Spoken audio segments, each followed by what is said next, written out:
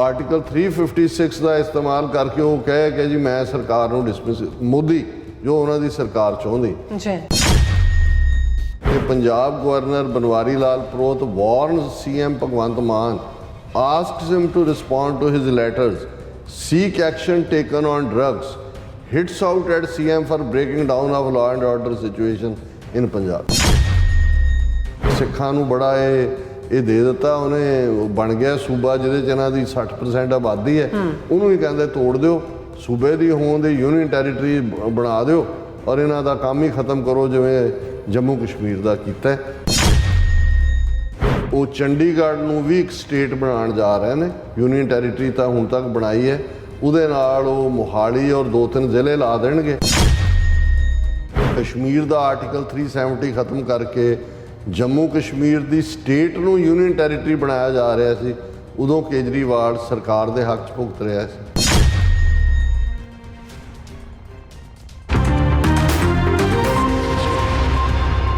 ਦਰਸ਼ਕੋ, break ਤੋਂ ਬਾਅਦ ਤੁਹਾਡਾ ਸਭ ਦਾ ਭਰਪੂਰ ਸਵਾਗਤ ਹੈ। ਸੋ ਵਿਊਅਰਸ, ਗੱਲਬਾਤ ਕਰਨ ਜਾ ਰਹੇ ਹਾਂ ਕਿ ਉਹ ਜਾਪਦਾ ਹੈ ਕਿ ਮੋਦੀ ਸਰਕਾਰ ਜਿਹੜੀ ਹੈ ਪੰਜਾਬ ਵਿੱਚ ਆਮ ਆਦਮੀ ਪਾਰਟੀ ਭਗਵੰਤ ਮਾਨ ਸਰਕਾਰ ਨੂੰ ਡਿਸਮਿਸ ਕਰਨ ਲਈ ਜਿਹੜਾ ਮਾਹੌਲ ਹੈ ਉਹ ਬਣਾ ਰਹੀ ਹੈ। ਸੋ ਪੰਜਾਬ ਦੇ ਗਵਰਨਰ ਵੱਲੋਂ ਇਸ ਕਿਸਮ ਦੀ ਧਮਕੀ ਜਿਹੜੀ ਹੈ ਸਿੱਧੀ ਤੌਰ ਤੇ ਭਗਵੰਤ ਮਾਨ ਨੂੰ ਦਿੱਤੀ ਗਈ ਹੈ ਔਰ ਪੰਜਾਬ ਦੀਆਂ ਜਿਹੜੀਆਂ ਬਾਕੀ ਸਿਆਸੀ ਧਿਰਾਂ ਲਈ ਜਿਹੜਾ ਇਹ ਜਸ਼ਨ ਵਾਲੀ ਗੱਲ ਨਹੀਂ ਹੈ, ਕਿਉਂਕਿ ਐਸਾ ਕਰਨਾ ਸਟੇਟ ਦੇ ਹੱਕਾਂ ਤੇ ਸਿੱਧਾ ਛਾਪਾ ਮਾਰਨਾ ਹੋਵੇਗਾ। ਸੋ ਇਸ ਬਾਰੇ ਆਪਾਂ ਗੱਲਬਾਤ ਕਰਨ ਜਾ ਰਹੇ ਹਾਂ। ਸੋ ਅਸੀਂ ਚਾਹਾਂਗੇ ਕਿ ਤੁਸੀਂ ਨਾਲ ਇਸੇ ਤਰ੍ਹਾਂ ਬਣੇ ਰਹਿਣਾ। ਦੇਖਣ ਸੁਣਨੇ ਆ ਲਿਖਣੇ ਤੋਂ ਸਭ ਦਾ ਬਹੁਤ ਬਹੁਤ ਸ਼ੁਕਰੀਆ ਜੀ। ਰਾਜ ਸਾਹਿਬ, ਕੀ ਕਹਿਣਾ ਚਾਹੋਗੇ? ਦੇਖੋ, ਜਿਵੇਂ ਅਸੀਂ ਓਪਨਿੰਗ ਸੈਗਮੈਂਟ ਦੇ ਵਿੱਚ ਵੀ ਡਿਸਕਸ ਕੀਤਾ ਕਿ ਜਿਹੜੀ ਨਾਜ਼ੀ ਤਰਜ਼ ਦੀ ਹਕੂਮਤ ਮੋਦੀ ਦੀ ਹੈ, ਉਹਨਾਂ ਨੇ ਕਿਵੇਂ ਨੈਰੇਟਿਵ ਸੈੱਟ ਕਰਨ ਲਈ ਮੀਡੀਆ ਨੂੰ ਕੰਟਰੋਲ ਕੀਤਾ, ਫਿਰ ਡਾਈਸੈਂਟ ਨੂੰ, ਫਿਰ ਜਿਹੜਾ ਹੌਲੀ ਹੌਲੀ ਉਹ ਸਟੇਜ ਲੈ ਆਂਦੀ, ਕਿਉਂਕਿ ਬਹੁਤ ਸਾਰਾ ਤਬਕਾ ਜਿਹੜਾ ਚੁੱਪ ਰਿਹਾ ਉਹ ਉਹਦੇ ਨਾਲ ਕੰਪਲਿਸਿਟ ਹੁੰਦੇ ਚਲੇ ਗਏ ਕਿ ਇਵੈਂਚੁਅਲੀ ਕੋਈ ਤਾਕਤ ਜਿਹੜੀ ਹੈ ਉਹ ਖਲੋਣ ਵਾਲੀ ਨਹੀਂ ਰਹੀ। ਔਰ ਮੋਦੀ ਦੀ ਸਰਕਾਰ ਦੇ 9 ਸਾਲ ਜੇ 2014 ਤੋਂ ਹੀ ਅਸੀਂ ਕਾਊਂਟ ਕਰੀਏ, ਨੈਰੇਟਿਵ ਤਾਂ ਉਹਨਾਂ ਦਾ ਹਿੰਦੂਤਵਾ ਦਾ ਉਹ 100 ਸਾਲ ਪਹਿਲਾਂ ਦਾ ਸੈੱਟ ਹੈ। ਵਾਜਪਾਈ ਦੀ ਸਰਕਾਰ ਵੇਲੇ ਵੀ ਅਸੀਂ ਦੇਖਦੇ ਹਾਂ ਕਿ ਵਾਜਪਾਈ ਨੇ ਕਦੇ ਕੋਈ ਬੈਕ ਟਰੈਕ ਨਹੀਂ ਸੀ ਕੀਤਾ ਹਿੰਦੂਤਵਾ ਨਾਲੋਂ ਜਾਂ ਸੈਕੂਲਰਿਜ਼ਮ। ਉਹਦੀ ਮੈਂ ਇੱਕ ਪਾਰਲੀਮੈਂਟ ਦੀ ਸਪੀਚ ਵੀ ਦੇਖ ਰਿਹਾ ਸੀ, ਉਹਦਾ ਮੈਂ ਇੰਟਰਵਿਊ ਵੀ ਦੇਖ ਰਿਹਾ ਸੀ, ਉਹ ਬੜੇ ਫਖਰ ਨਾਲ ਕਹਿ ਰਿਹਾ ਕਿ ਜੀ ਅਸੀਂ ਤਾਂ ਬਹੁਤ ਸੈਕੂਲਰ ਹੈ, ਕਿਉਂਕਿ ਸਾਡਾ ਕੋਈ ਇੱਕ ਕਿਤਾਬ ਤੇ ਯਕੀਨ ਨਹੀਂ ਹੈ, ਇੱਕ ਪ੍ਰੋਫਿਟ ਜਾਂ ਇੱਕ ਤੇ ਨਹੀਂ ਹੈ, ਇਸ ਲਈ ਅਸੀਂ ਓਪਨ ਹੈ, ਹਿੰਦੂਆਂ ਤੋਂ ਵੱਡਾ, ਹਿੰਦੂਤਵਾ ਤੋਂ ਵੱਡੀ ਸੈਕੂਲਰ ਆਈਡੀਓਲੋਜੀ ਕੋਈ ਨਹੀਂ। ਸੋ ਜਸਟੀਫਾਈ ਕਰ ਰਿਹਾ ਸੀ ਹਿੰਦੂਤਵਾ ਵਰਸਸ ਕੋਈ ਵੀ ਸੈਕੂਲਰ ਸੁਸਾਇਟੀ ਦੇ। ਲੇਕਿਨ ਜਿਵੇਂ ਇਹਨਾਂ ਨੇ ਜਿਹੜਾ ਐਗਜ਼ਿਸਟਿੰਗ ਕਨਸਟੀਟਿਊਸ਼ਨ ਹੈ ਉਸ ਦੀਆਂ ਵੀ ਧੱਜੀਆਂ ਉਡਾਈਆਂ, ਜਿਵੇਂ ਸੈਂਟਰਲ ਏਜੰਸੀਆਂ ਨੂੰ ਉਹਨਾਂ 'ਚ ਉਹ NIA ਹੋਏ, ਉਹ ED ਹੋਏ, ਉਹਨਾਂ ਦੀ CBI ਹੋਏ, ਉਹਨਾਂ ਸਾਰਿਆਂ ਨੂੰ ਆਪਣੇ ਵਿਰੋਧੀਆਂ ਨੂੰ ਚੁੱਪ ਕਰਾਉਣ ਲਈ, ਪੈਨਿਕ ਕਰਨ ਲਈ ਰੇਡ ਦੂਜੇ ਤੀਜੇ ਉਹ ਸਾਰੇ ਤਾਂ ਚੱਲ ਹੀ ਰਹੇ ਨੇ। ਪਰ ਜਿਵੇਂ ਇਹਨਾਂ ਨੇ ਹੁਣ ਤੱਕ ਅਸੀਂ ਜਦੋਂ ਵੀ ਈਵਨ ਉਹਨਾਂ ਦੇ ਪੋਲੀਟੀਕਲ ਸਿਸਟਮ ਦੀ ਗੱਲ ਕਰਦੇ ਹਾਂ, ਗਵਰਨਰਸ ਦੇ ਰੋਲ ਦੀ ਗੱਲ ਕਰਦੇ ਰਹੇ,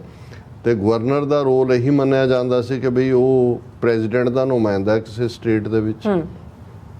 ਓਵਰਸੀ ਉਹ, ਪਰ ਉਹਦੇ ਕੋਲ ਕੋਈ ਪਾਵਰ ਨਹੀਂ ਹੈ। ਜਿਵੇਂ ਪ੍ਰੈਜ਼ੀਡੈਂਟ ਕੋਲ ਕੋਈ ਉਹ ਕਮਾਂਡਰ ਇਨ ਚੀਫ ਜ਼ਰੂਰ ਹੈ, ਰਾਸ਼ਟਰਪਤੀ, ਉਹ ਹਰ ਜਿਹੜਾ ਲਾਅ ਰਾਜ ਸਭਾ ਲੋਕ ਸਭਾ 'ਚੋਂ ਪਾਸ ਹੋਇਆ ਉਹ ਉਹਦੇ ਕੋਲ ਜਾਣਾ, ਉਹ ਇੱਕ ਅੱਧੀ ਵਾਰੀ ਕੰਸੀਡਰੇਸ਼ਨ ਲਈ ਵਾਪਸ ਭੇਜ ਸਕਦਾ, ਪਰ ਜੇ ਵਾਪਸ ਉਹੀ ਉਹਨੂੰ ਜਾਏ ਉਹਨੂੰ ਦਸਤਖਤ ਕਰਨੇ ਪੈਂਦੇ ਨੇ। ਮਤਲਬ ਇਹਨੂੰ ਟਿਟੂਲਰ ਹੈਡ ਲਫ਼ਜ਼ ਅੰਗਰੇਜ਼ੀ 'ਚ ਕਹਿੰਦੇ ਸੀ ਕਿ ਟਿਟੂਲਰ ਹੈਡ ਹੈ, ਨਾਮ ਦਾ ਹੈ, ਬਾਕੀ ਪਾਵਰ ਜਿਹੜੀ ਹੈ ਉਹ ਸੈਂਟਰ ਦੇ ਵਿੱਚ ਪਾਰਲੀਮੈਂਟ ਔਰ ਰਾਜ ਸਭਾ ਕੋਲ ਹੈ ਔਰ ਸਟੇਟ ਦੇ ਵਿੱਚ ਅਸੈਂਬਲੀ ਕੋਲ ਹੈ, ਕਿਉਂਕਿ ਡੈਮੋਕ੍ਰੇਸੀ ਦਾ ਮਤਲਬ ਹੀ ਹੈ ਵੀ ਜਿਹੜੇ ਲੋਕਾਂ ਰਾਹੀਂ ਚੁਣ ਕੇ ਆਏ ਹੋਏ ਨੇ ਉਹਨਾਂ ਦੇ ਕੋਲ ਪਾਵਰ ਹੈ। ਔਰ ਜ਼ਾਹਰ ਹੈ ਜਦੋਂ ਪਾਰਲੀਮੈਂਟ ਦਾ ਸੈਸ਼ਨ ਸ਼ੁਰੂ ਹੁੰਦਾ ਹੈ ਉਦੋਂ ਪ੍ਰੈਜ਼ੀਡੈਂਟ ਰਾਸ਼ਟਰਪਤੀ ਉਹੀ ਸਪੀਚ ਪੜ੍ਹਦਾ ਜਿਹੜੀ ਉਹਨੂੰ ਤਿਆਰ ਕਰਕੇ ਦਿੱਤੀ ਹੁੰਦੀ ਹੈ ਐਗਜ਼ਿਸਟਿੰਗ ਗਵਰਨਮੈਂਟ ਨੇ। ਇਸੇ ਤਰ੍ਹਾਂ ਸੂਬਾ ਅਸੈਂਬਲੀਆਂ ਦੇ ਵਿੱਚ ਜਿਹੜਾ ਗਵਰਨਰ ਹੈ ਉਹ ਉਹੀ ਸਟੇਟਮੈਂਟ ਦੇ ਨਾਲ ਜਿਹੜਾ ਉਹ ਸੈਸ਼ਨ ਦਾ ਆਗਾਜ਼ ਕਰਦਾ ਹੈ ਜਿਹੜੀ ਉਹਨੂੰ ਹਕੂਮਤ ਨੇ ਦਿੱਤੀ ਹੁੰਦੀ ਹੈ, ਉਹ ਆਪਣੇ ਉਹਦੇ 'ਚ ਕਾਂਟ ਛਾਂਟ ਨਹੀਂ ਕਰ ਸਕਦਾ। ਹੁਣ ਇਹ ਸਿਸਟਮ ਸਮੂਥਲੀ ਚੱਲ ਵੀ ਰਿਹਾ ਸੀ, ਇਹ ਤਾਂ ਰਿਹਾ ਵੀ ਕੁਛ ਇੰਦਰਾ ਗਾਂਧੀ ਦੇ ਜ਼ਮਾਨੇ ਜਾਂ ਦੂਜੇ ਗਵਰਨਰ ਉਸ ਕਿਸਮ ਦੇ ਆਪਣੇ ਹਰ ਹਕੂਮਤ ਆਪਣੇ ਚਮਚੇ ਹੀ ਲਾਉਂਦੀ ਸੀ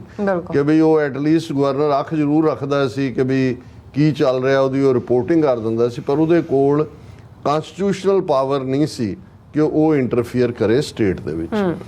ਹੁਣ ਅਸੀਂ ਦੇਖਦੇ ਹਾਂ ਕਿ ਗਵਰਨਰ ਦੀ ਇੰਸਟੀਟਿਊਸ਼ਨ ਨੂੰ ਵੀ ਸੈਂਟਰ ਗਵਰਨਮੈਂਟ ਨੇ ਕਿਸ ਲੈਵਲ ਦੇ ਉੱਤੇ ਜਿਹੜਾ ਹੈ ਉਹ ਜਿਹੜੀਆਂ ਆਪੋਜੀਸ਼ਨ ਧਿਰਾਂ ਨੇ ਉਹਨਾਂ ਨੂੰ ਦਬਾਉਣ ਦੇ ਲਈ ਵਰਤਿਆ। ਵੈਸਟ ਬੰਗਾਲ ਦੇ ਵਿੱਚ ਅਸੀਂ ਦੇਖਿਆ ਮਮਤਾ ਬੈਨਰਜੀ ਤਗੜੀ ਸੀ ਔਰ ਉਹਨੇ ਆਪਣੇ ਆਪ ਨੂੰ ਬਚਾ ਲਿਆ, ਨਹੀਂ ਤਾਂ ਜਿਸ ਲੈਵਲ ਦੇ ਉੱਤੇ ਸੀ ਇਹ ਸੀ ਕਿ ਉਹਦੀ ਸਰਕਾਰ ਡਿਸਮਿਸ ਕਰੇਗਾ। ਦੂਜਾ ਉਹਨਾਂ ਦੇ ਲਈ ਰੁਕਾਵਟਾਂ ਪੈਦਾ ਕਰਦਾ ਰਿਹਾ ਗਵਰਨਰ, ਉਹਨੇ ਸੌਖਾ ਨਹੀਂ ਉਹਨੂੰ ਰੂਲ ਕਰਨ ਦਿੱਤਾ। ਇਸੇ ਤਰ੍ਹਾਂ ਅਸੀਂ ਛੱਤੀਸਗੜ੍ਹ ਜਿੱਥੇ ਕਾਂਗਰਸ ਦੀ ਹਕੂਮਤ ਹੈ ਉੱਥੇ ਦੇਖਦੇ ਹਾਂ। ਬਿਲਕੁਲ ਮੱਧ ਪ੍ਰਦੇਸ਼ ਦੇ ਵਿੱਚ ਜਿੱਥੇ ਕਾਂਗਰਸ ਜਿੱਤੀ ਸੀ, ਭਾਵੇਂ ਉਹ ਸਿੱਖ ਕਿਲਰ ਕਮਲਨਾਥ ਹੀ ਉੱਥੇ ਚੀਫ ਮਿਨਿਸਟਰ ਸੀ, ਪਰ ਜਿਵੇਂ ਇਹਨਾਂ ਨੇ ਕਰਪਸ਼ਨ ਕੀਤੀ ਔਰ ਪੈਸਿਆਂ ਨਾਲ ਐਮਐਲਏ ਖਰੀਦੇ, ਗਵਰਨਰ ਸੀ ਉਹਨੇ ਸੱਦ ਕੇ ਉਸ ਮਹਾਰਾਸ਼ਟਰ 'ਚ ਵੀ ਗਵਰਨਰ ਨੇ ਜਿਵੇਂ ਉਹਨਾਂ ਦੀ ਐਗਜ਼ਿਸਟਿੰਗ ਕੋਲੀਸ਼ਨ ਸਰਕਾਰ ਤੋੜ ਕੇ ਬੀਜੇਪੀ ਔਰ ਸਪਰਿੰਟਰ ਗਰੁੱਪ ਦੀ ਬਣਾਈ। ਲੇਕਿਨ ਇਸ ਵੇਲੇ ਪੰਜਾਬ ਦਾ ਗਵਰਨਰ ਜਿਹੜਾ ਬਨਵਾਰੀ ਲਾਲ ਪ੍ਰੋਹਤ, ਕਿਉਂਕਿ ਪੰਜਾਬ 'ਚ ਐਵੇਂ ਕਦੇ ਨਹੀਂ ਹੋਇਆ ਕਿ ਜਿਸ ਐਬਸੋਲੂਟ ਮੈਜੋਰਿਟੀ ਨਾਲ ਆਮ ਆਦਮੀ ਪਾਰਟੀ ਜਿੱਤ ਕੇ ਆਈ ਹੈ, ਪਹਿਲਾਂ ਕਦੇ ਇੰਨੀਆਂ ਸੀਟਾਂ ਕਿਸੇ ਨੂੰ ਵੀ, ਸਰਕਾਰਾਂ ਤਾਂ ਮੈਜੋਰਿਟੀ ਨਾਲ ਬਣੀਆਂ,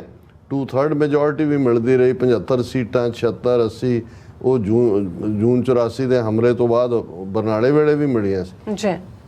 117 ਚੋਂ 92 ਸੀਟਾਂ ਜਿਸ ਪਾਰਟੀ ਨੂੰ, ਮਤਲਬ ਅਸੀਂ ਸਹਿਮਤ ਹੋਈ ਹੈ ਨਾ ਹੋਈ, ਅਸੀਂ ਵੱਡੇ ਕ੍ਰਿਟਿਕ ਹਾਂ ਜੋ ਕਰ ਰਹੇ ਨੇ, ਲੇਕਿਨ ਅਸੀਂ ਕਨਸਟੀਟਿਊਸ਼ਨਲ ਢਾਂਚੇ ਦੀ ਗੱਲ ਕਰਦੇ ਹਾਂ। ਜੇ ਤਾਂ 2-4 ਸੀਟਾਂ ਉੱਪਰ ਥੱਲੇ ਹੁੰਦੀਆਂ ਜਿੱਤਣ ਵੇਲੇ, ਉਹ ਤਾਂ ਹੁਣ ਤੱਕ ਇਹਨਾਂ ਨੇ ਸਰਕਾਰ ਵੈਸੇ ਹੀ ਪਲਟਾਈ ਹੋਣੀ ਸੀ। ਹੁਣ 92 ਨੇ, 92 ਦਾ ਬਲਾਕ ਕਿੰਨੇ ਕੁ ਦਾ ਤੁਸੀਂ ਤੋੜ ਸਕਦੇ ਹੋ? ਸੋ ਉਹਦੇ ਲਈ ਉਹਨਾਂ ਨੇ ਇਹ ਹੈ ਵੀ ਐਸੇ ਹਾਲਾਤ, ਇੱਕ ਤਾਂ ਵੈਸੇ ਵੀ ਫੇਲਿਓਰ ਹੈ, ਇਹਦੇ 'ਚ ਕੋਈ ਸ਼ੱਕ ਨਹੀਂ ਹੈ, ਲੇਕਿਨ ਅਸੀਂ ਇਹ ਸਮਝਦੇ ਹਾਂ ਕਿ ਜਿਹੜਾ ਕ੍ਰਾਈਟੇਰੀਆ ਕਿਸੇ ਵੀ ਸਿਸਟਮ ਦੇ ਵਿੱਚ ਹੈ, ਜੇ ਉਹਨੂੰ ਤੁਸੀਂ ਫੋਲੋ ਨਹੀਂ ਕਰਦੇ ਔਰ ਉਹ ਅੱਜ ਇੱਕ ਦੇ ਲਈ ਹੈ ਕੱਲ੍ਹ ਨੂੰ ਦੂਜੇ ਲਈ ਹੋਏਗਾ। ਹੁਣ ਆਰਟੀਕਲ 356 ਭਾਰਤੀ ਕਨਸਟੀਟਿਊਸ਼ਨ ਦਾ ਉਹ ਗਵਰਨਰ ਨੂੰ ਰਾਈਟ ਦਿੰਦਾ ਹੈ ਕਿ ਬਈ ਉਹ ਕਿਸੇ ਸੂਬਾ ਸਰਕਾਰ ਨੂੰ law and order the situation ਦੇ ਥੱਲੇ ਜਾਂ ਕੋਈ ਹੋਰ ਇਸ ਕਿਸਮ ਦੇ ਉਹਨੂੰ ਡਿਸਮਿਸ ਕਰ ਸਕਦਾ। ਔਰ ਇਸ ਦੀ ਕੁਵਰਤੋਂ ਇੰਦਰਾ ਗਾਂਧੀ ਨੇ ਵੀ ਕੀਤੀ, ਜਦੋਂ ਜੋ ਐਮਰਜੈਂਸੀ ਤੋਂ ਬਾਅਦ ਜਿੱਤ ਕੇ ਉਹ ਦੁਬਾਰਾ ਪਾਵਰ 'ਚ ਆਈ ਤਾਂ ਉਦੋਂ 9 ਜਾਂ 10 ਸੂਬਿਆਂ ਦੇ ਵਿੱਚ ਜਿਹੜੀਆਂ ਹਕੂਮਤਾਂ ਨੇ ਆਪੋਜੀਸ਼ਨ, ਉਹਨੇ ਉਸ ਆਰਟੀਕਲ 356 ਦਾ ਇਸਤੇਮਾਲ ਕਰਕੇ ਗਵਰਨਰਾਂ ਰਾਹੀਂ ਉਹ ਸਾਰੀਆਂ ਹਕੂਮਤਾਂ ਖਤਮ ਕਰ ਦਿੱਤੀਆਂ ਸੀ। ਦੁਬਾਰਾ ਚੋਣਾਂ ਹੋਈਆਂ, ਕਾਂਗਰਸ ਆਈ, ਪਰ ਬਾਅਦ ਦੇ ਵਿੱਚ ਇਸ ਦੇ ਉੱਤੇ ਇੰਨੇ ਕੁ ਇਤਰਾਜ਼ ਉੱਠਦੇ ਰਹੇ ਕਿ ਬਹੁਤ ਘੱਟ ਮੌਕੇ ਆਏ ਉਸ ਪੀਰੀਅਡ ਤੋਂ ਬਾਅਦ ਕਿ ਕਿਸੇ ਨੇ ਆਰਟੀਕਲ 356 ਦੀ ਵਰਤੋਂ ਕੀਤੀ ਹੋਵੇ। ਬਿਲਕੁਲ ਹੁਣ ਜਿਵੇਂ ਪੰਜਾਬ ਦਾ ਗਵਰਨਰ ਬਨਵਾਰੀ ਲਾਲ ਪ੍ਰੋਹਤ ਆਪਣੀ ਪ੍ਰੋਤੀ ਦਿਖਾ ਰਿਹਾ ਹੈ, ਉਹਨੂੰ ਜਜਮਾਨ ਹੀ ਸਮਝ ਰਿਹਾ ਸਰਕਾਰ ਨੂੰ, ਲਗਾਤਾਰਤਾ ਨਾਲ। ਪਹਿਲਾਂ ਤਾਂ ਸੈਸ਼ਨ ਸੱਦਿਆ ਉਹਨੇ ਕਿ ਜੀ ਨਹੀਂ ਅਨਕਨਸਟੀਟਿਊਸ਼ਨਲ ਹੈ, ਫਿਰ ਉਹਨੇ ਦੁਬਾਰਾ ਕਰ ਲਿਆ, ਫਿਰ ਉਸ ਦੇ ਉੱਤੇ ਲਾਈਨ, ਫਿਰ ਖੁਦ ਜਾ ਕੇ ਟੂਰ ਕਰਨਾ, ਜੀ ਮੈਂ ਸਰਹੱਦੀ ਏਰੀਆ 'ਚ ਕਰ ਰਿਹਾ, ਇਹ ਉਹ ਕਰ ਰਿਹਾ, ਫਿਰ ਚਿੱਠੀਆਂ ਤੇ ਚਿੱਠੀਆਂ ਲਿਖੀ ਜਾਣਾ, ਇੰਟਰਫੀਅਰੈਂਸ ਇਹ ਉਹ, ਯਾਨੀ ਉਹ ਐਸੇ ਹਾਲਾਤ ਪੈਦਾ ਕਰ ਰਿਹਾ ਕਿ ਭਾਈ ਅਲਟੀਮੇਟਲੀ ਆਰਟੀਕਲ 356 ਦਾ ਇਸਤੇਮਾਲ ਕਰਕੇ ਉਹ ਕਹੇ ਕਿ ਜੀ ਮੈਂ ਸਰਕਾਰ ਨੂੰ ਡਿਸਮਿਸ, ਮੋਦੀ ਜੋ ਉਹਨਾਂ ਦੀ ਸਰਕਾਰ ਚਾਹੁੰਦੀ ਜੀ। ਹੁਣ ਦੇਖੋ ਅਸੀਂ ਕੋਈ ਇਹਨਾਂ ਦੇ ਹਮਾਇਤੀ ਨਹੀਂ ਹੈ, ਕੇਜਰੀਵਾਲ ਦਾ ਕੀ ਉਹਦੇ ਬਾਰੇ ਸਾਡੀ ਕੀ ਰਾਏ ਹੈ, ਭਗਵੰਤ ਮਾਨ ਬਾਰੇ ਕੀ ਹੈ ਇਹਨਾਂ ਦਾ, ਇਹਨੂੰ ਤਾਂ ਅਸੀਂ ਹਿੰਦੂਤਵਾਦੀ ਜਿਹੜੀ ਹੈ ਉਹ ਸੀ ਟੀਮ ਕਹਿੰਦੇ ਆ, ਬੀਜੇਪੀ ਨੰਬਰ 1 ਹੈ, ਕਾਂਗਰਸ 2 ਹੈ, ਲੇਕਿਨ ਇਹਦੇ ਬਾਵਜੂਦ ਅਸੀਂ ਸਮਝਦੇ ਹਾਂ ਕਿ ਇਹ ਇੱਕ ਇਲੀਗਲ ਉਹਨਾਂ ਦਾ ਜੋ ਕਾਨੂੰਨ ਹੈ, ਸਾਡੇ ਲਈ ਇਹਦਾ ਕੋਈ ਮਤਲਬ ਨਹੀਂ ਹੈ, ਪਰ ਅਸੀਂ ਇਹ ਸਮਝਦੇ ਹਾਂ ਵੀ ਈਵਨ ਇਸ ਲੈਵਲ ਦੀ ਆਪੋਜੀਸ਼ਨ ਵੀ ਜਿਹੜੀ ਕਿ ਉਹਨਾਂ ਨੂੰ ਸੂਟ ਨਹੀਂ ਕਰਦੀ, ਉਹਨੂੰ ਡਿਸਟਰੋਏ ਕਰਨ ਦੇ ਲਈ ਉਹ ਬਿਲਕੁਲ ਤਿਆਰ ਬੈਠੇ ਨੇ। ਔਰ ਅੱਜ ਖਬਰਾਂ ਹੀ ਇਹ ਨੇ ਕਿ Punjab governor Banwari Lal Purohit warns CM Bhagwant Mann, asks him to respond to his letters, seek action taken on drugs, hits out at CM for breaking down of law and order situation in Punjab। ਇਹ ਸਾਰੇ ਇਲਜ਼ਾਮ ਕਿ ਤੂੰ ਚਿੱਠੀਆਂ ਦਾ ਜਵਾਬ ਨਹੀਂ ਦਿੰਦਾ, ਲਾ ਐਂਡ ਆਰਡਰ ਵਿਗੜ ਗਿਆ, ਡਰੱਗਸ ਪੰਜਾਬ 'ਚ ਵਿਕ ਰਹੀਆਂ, ਔਰ ਉਹ ਲੰਬੀ ਚੌੜੀ ਚਿੱਠੀ 'ਚ ਉਹ ਕਹਿ ਰਿਹਾ before I take the final decision regarding sending a report to President under Article 356 about the failure of the constitutional mechanism and take a decision about initiating criminal proceedings under Section 124 of IPC, I ask you to send me the requisite information sought for under my letters referred to above, as also in the matter of steps taken by you concerning problem of drugs in the state, failing which I would have no choice but to take action according to law and the constitution। मतलब ਇਹ ਤਾਂ ਸਿੱਧੀ ਸਿੱਧੀ, ਔਰ ਇਹ governor ਦਾ ਪ੍ਰਵਿਊ ਚ ਹੀ ਨਹੀਂ ਹੈ। ਔਰ ਇਹ ਠੀਕ ਕਿਹਾ ਉਹਨਾਂ ਦੇ ਆਮ ਆਦਮੀ ਦਾ ਸਪੋਕਸਮੈਨ ਮਲਵਿੰਦਰ ਸਿੰਘ ਕੇ ਕੌਣ ਹੈ, ਉਹਨੇ ਕਿਹਾ ਜੇ ਗਵਰਨਰ ਰੂਲ ਲਾਗੂ ਕਰਨਾ ਹੈ ਤੇ ਪਹਿਲਾਂ ਜਾ ਕੇ ਮਨੀਪੁਰ ਚ ਕਰੋ, ਜੀ ਮਹਾਰਾਸ਼ਟਰ ਚ ਕਰੋ। ਹੁਣ ਜਿੱਥੇ ਬਿਲਕੁਲ ਕਲੈਪਸ ਹੈ, ਜਿੱਥੇ even within police force money ਜਿਹੜੀ ਮਾਈਆਈਟ ਨੇ ਉਹਨਾਂ ਦੇ ਅੱਡ ਤੇ ਕੁੱਕੀਆਂ ਦੇ ਅੱਡ, ਉਹ ਈਵਨ ਜਿਹੜੇ ਕੁੱਕੀ MLA ਨੇ 10 ਮਨੀਪੁਰ ਵੈਲੀ ਦੇ ਵਿੱਚ ਅਸੈਂਬਲੀ ਸੈਸ਼ਨ ਅਟੈਂਡ ਕਰਨ ਨਹੀਂ ਆਏ ਵੀ ਸਾਡੀ ਜਾਨ ਨੂੰ ਖਤਰਾ ਹੈ। ਉੱਥੇ ਚੀਫ ਮਿਨਿਸਟਰ ਨੂੰ ਅੱਜ ਤੱਕ ਵੀ ਉਹਦੀ ਪਿੱਠ ਠੋਕ ਰਹੇ ਨੇ, ਉਹਨੂੰ ਡਿਸਮਿਸ ਕਰਨ ਦੀ ਲਾਈਨ ਨਹੀਂ। ਹਾਲਾਂਕਿ ਇਹ ਗੱਲ ਚਾਹੁੰਣਗੇ, ਅਕਾਲੀ ਵੀ ਚਾਹੁੰਣਗੇ, ਔਰ ਜਿਸ ਕਿਸਮ ਦੇ ਬਿਆਨ ਬਿਕਰਮ ਮਜੀਠੀਆ, ਸੁਖਬੀਰ ਬਾਦਲ, ਕਾਂਗਰਸੀ ਵੀ ਚਾਹੁੰਣਗੇ, ਉਹਨਾਂ ਨੂੰ ਲੱਗਦਾ ਕਿ ਵੀ ਡਿਸਮਿਸ ਹੋਏ, ਦੁਬਾਰਾ ਚੋਣਾਂ 'ਚ ਸਾਡਾ ਦਾਅ ਲੱਗੇ। ਪਰ ਅਸੀਂ ਸਮਝਦੇ ਹਾਂ ਕਿ ਵੀ ਇਹੀ ਗਲਤੀ ਜੇ ਅੱਜ ਕੇਜਰੀਵਾਲ ਜਾਂ ਦੂਜਾ ਉਹਨੂੰ ਇਹ ਹੈ ਵੀ ਦਿੱਲੀ 'ਚ ਉਹ ਇੱਕ ਮਿਊਨਿਸਪਲ ਕਮੇਟੀ ਦਾ ਚੀਫ ਬਣ ਕੇ ਰਹਿ ਗਿਆ, ਕਿਉਂਕਿ ਸਰਕਾਰ ਨੇ ਫਾਈਨਲ ਕਾਨੂੰਨ ਬਣਾ ਕੇ ਸਾਰੀਆਂ ਪਾਵਰਸ ਲੈਫਟੀਨੈਂਟ ਗਵਰਨਰ ਨੂੰ ਦੇ ਦਿੱਤੀਆਂ। ਪਰ ਜਦੋਂ ਕਸ਼ਮੀਰ ਦਾ ਆਰਟੀਕਲ 370 ਖਤਮ ਕਰਕੇ ਜੰਮੂ ਕਸ਼ਮੀਰ ਦੀ ਸਟੇਟ ਨੂੰ ਯੂਨੀਅਨ ਟੈਰੀਟਰੀ ਬਣਾਇਆ ਜਾ ਰਿਹਾ ਸੀ, ਉਦੋਂ ਕੇਜਰੀਵਾਲ ਸਰਕਾਰ ਦੇ ਹੱਕ 'ਚ ਭੁਗਤ ਰਿਹਾ ਸੀ। ਸੁਖਬੀਰ ਬਾਦਲ ਸਰਕਾਰ ਦੇ ਹੱਕ 'ਚ ਵੋਟ ਪਾ ਰਹੇ ਸੀ, ਅਕਾਲੀ ਨੁਮਾਇੰਦਿਆਂ ਨੇ ਪਾਈ ਹੈ। ਹੁਣ ਇਵੇਂ ਹੀ ਅੱਜ ਉਹਨਾਂ ਨੂੰ ਇਹ ਲੱਗਦਾ ਹੈ ਵੀ ਭਗਵੰਤ ਮਾਨ ਜਾਂ ਦੂਜੇ ਤੀਜੇ ਉਹਨਾਂ ਦਾ ਲੇਖਨ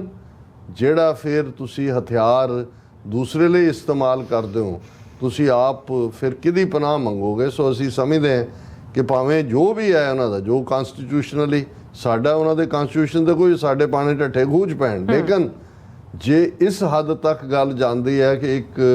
ਲੋਕਾਂ ਦੀ ਚੁਣੀ 92 MLA ਦੀ ਸਰਕਾਰ ਨੂੰ ਤੁਸੀਂ ਡਿਸਮਿਸ ਕਰਦੇ ਹੋ। ਔਰ ਮੈਨੂੰ ਇੱਕ ਜਿਹੜੀ ਗੱਲ ਪਿਛਲੇ ਦਿਨਾਂ 'ਚ ਜਿਹੜੀ ਹੈ ਉਹ ਸੋਸ਼ਲ ਮੀਡੀਆ ਤੇ ਰੋਮ ਕਰ ਰਹੀ ਸੀ, ਔਰ ਮੈਨੂੰ ਚੰਡੀਗੜ੍ਹ ਕਿਸੇ ਜਿਹੜਾ ਪੁਖਤਾ ਸੋਰਸ ਨੇ ਕਿਹਾ, ਉਹਨਾਂ ਨੇ ਕਿਹਾ ਜੀ ਇਹਨਾਂ ਨੇ ਜੋ ਜੰਮੂ ਕਸ਼ਮੀਰ ਦਾ ਹਾਲ ਕੀਤਾ ਉਹੀ ਪੰਜਾਬ ਦਾ ਕਰਨਾ। ਮੈਨੂੰ ਸੀ ਵੀ ਜ਼ੁਲਮ ਦੇ, ਕਹਿੰਦੇ ਨਹੀਂ, ਉਹਨਾਂ ਨੇ ਉਹ ਚੰਡੀਗੜ੍ਹ ਨੂੰ ਵੀ ਇੱਕ ਸਟੇਟ ਬਣਾਉਣ ਜਾ ਰਹੇ ਨੇ। ਯੂਨੀਅਨ ਟੈਰੀਟਰੀ ਤਾਂ ਹੁਣ ਤੱਕ ਬਣਾਈ ਹੈ, ਉਹਦੇ ਨਾਲ ਉਹ ਮੋਹਾਲੀ ਔਰ 2-3 ਜ਼ਿਲ੍ਹੇ ਲਾ ਦੇਣਗੇ ਪੰਜਾਬ ਦਾ ਕੁਝ ਹਿੱਸਾ, ਕਿਉਂਕਿ ਉਹਨਾਂ ਨੇ ਜਿਹੜਾ ਜੰਮੂ ਨੂੰ ਯੂਨੀਅਨ ਟੈਰੀਟਰੀ ਬਣਾਇਆ, ਉਹ ਜੇ ਪਠਾਨਕੋਟ ਜ਼ਿਲ੍ਹਾ ਜਿਹੜਾ ਜ਼ਾਹਰ ਹੈ ਉੱਥੇ ਹਿੰਦੂ ਮੈਜੋਰਿਟੀ ਹੈ, ਉਹਨੂੰ ਜੰਮੂ ਨਾਲ ਲਾ ਦੇਣਗੇ। ਜਾਂ ਦੂਜੇ ਤੇ ਪੰਜਾਬ ਦੇ ਵੀ 2-4 ਜ਼ਿਲ੍ਹੇ ਅੰਮ੍ਰਿਤਸਰ, ਤਰਨਤਾਰਨ ਤੇ ਦੁਆਬੇ ਦੇ ਹੁਸ਼ਿਆਰਪੁਰ, ਜਲੰਧਰ ਰਹਿਣਗੇ, ਉਹਨੂੰ ਯੂਨੀਅਨ ਟੈਰੀਟਰੀ ਬਣਾ ਦੇਣਗੇ। ਤੁਸੀਂ ਕਿਹੜਾ ਖਾਲਿਸਤਾਨ ਮੰਗਦੇ ਹੋ ਜਾਂ ਕੀ ਹੈ, ਵੀ ਉਹਨਾਂ ਦਾ ਇਹ ਏਜੰਡਾ ਹੈ। ਔਰ ਅਸੀਂ ਇਹ ਸਮਝਦੇ ਹਾਂ ਵੀ ਜਿਸ ਲਾਈਨ ਦੇ ਉੱਤੇ ਇਹ ਚੱਲ ਰਹੇ ਨੇ, ਮੈਨੂੰ ਪਹਿਲਾਂ ਨਹੀਂ ਸੀ, ਪਹਿਲਾਂ ਮੈਨੂੰ ਲੱਗਦਾ ਸੀ ਵੀ ਅਸੀਂ ਵੀ ਕਈ ਵਾਰੀ ਕੰਸਪੀਰੇਸੀ ਥਿਊਰੀ ਜ਼ਿਆਦਾ ਬਣਾ ਲੈਂਦੇ,